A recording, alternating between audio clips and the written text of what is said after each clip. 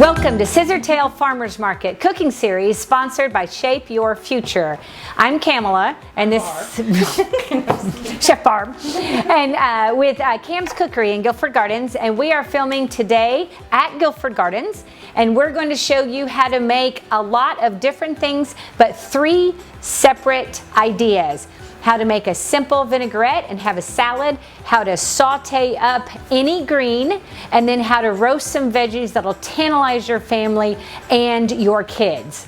And it's a healthy meal that you can make on any budget utilizing the local farmers market vegetables. And you can take the concepts you'll learn today and apply them to any vegetable, and your kids will like vegetables, even mine eat them.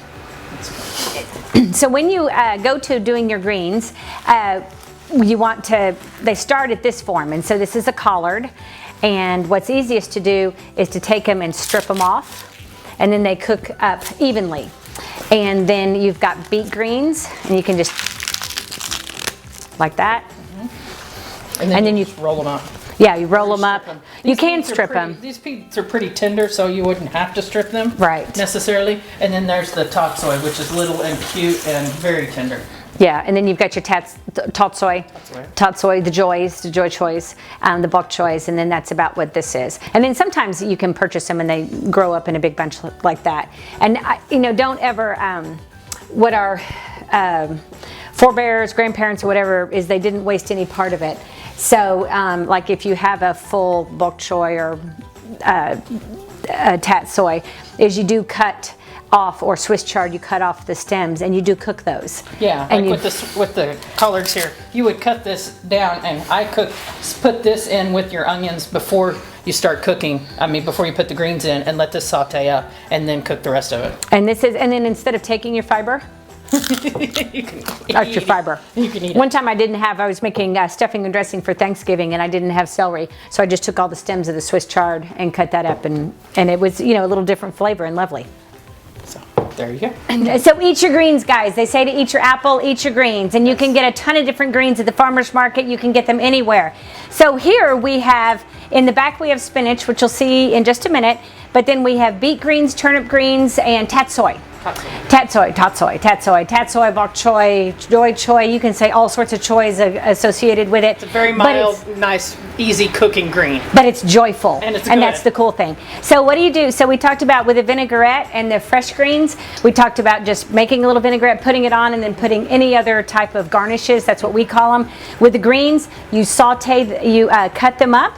And then we've got 3 different things back here going, so you can see how it works. And then we like to put onions and garlic. Onions and garlic goes with everything. So then she's going to put a little garlic in. The one thing about garlic is you do not want to burn it, because then it's bitter. It's bitter. It's off-putting. It's just not a good thing. No. And what we found, so we have done cooking classes and stuff in the past, and people think beet greens, tat soy, ooh, yuck, I want my spinach, or, even a Swiss chard. But we have done taste tests, and we've cooked them all, and then done a blind taste test, and found that people liked what they didn't think they liked. And so we just took them out, and beet greens actually ended up being the favorite green. They're a heartier green. Yes. Now, we didn't put collards in here, although we showed collards as part of our offerings today. Collard greens are best with a little bit of vinegar, correct? Yeah, at the end, you hit it with a little bit of vinegar. Always apple cider vinegar, any kind of sweeter red wine vinegar at the end with the collard greens. And the collard greens and the turnip greens and the beet greens are kind of a heartier green that you want to cook a little more sturdy, as opposed to your spinach and your tot soy or your Swiss chard that you can have done in less than 10 minutes. Very mild. Very mild, easy cooking. And it also depends, we were talking about seasonality earlier, and when your greens will be different over the course of the season. At the first of the season, because we grow them in August, they tend to be a little bit bigger and more toothsome, as Barb was saying, and they also have a hotter, like arugula will be very hot that time of year. But then when we go into the colder months, there are natural sugars that come up through the plant, and so your spinach will get sweet and the rest of your vegetables will get sweet. So anyway, it's just an interesting little fact. See, like right now, your top soy, 90% done. Just like spinach. And you know, whenever you start out with the green, you have like a mound of green this big, and you cook it, and it goes down to this. Yeah. So. And then my other secret thing was I put crushed red pepper in these. I always add a little bit at the end, you know, give it some kick.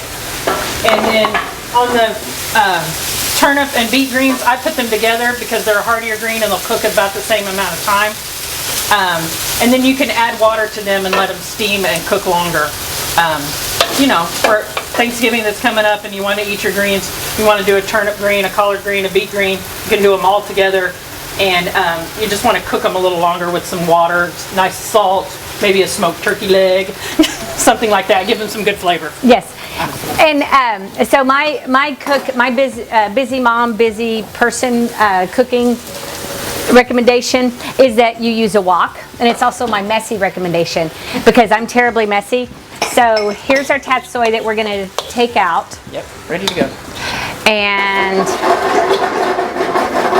I'm going to come back around you, Barb. Come on. Okay. And your spinach is ready too. So then you got to run over and help a kid, you know, your child with some homework like I did last night, and I've got greens on the stove. The wok is forgiving. It comes up and it's inexpensive, and you really have to work hard to make a mess on it. And then Chef Barb's going to get me some liquid, but then you put the liquid in it and it cooks down so you can step away from the stove without singeing and overcooking your greens. So it's almost a little bit like a braising technique. So you go like that. Yeah. And then you drain the water off at the end. Right. And if you were my mom, you actually saved it and she made us drink it.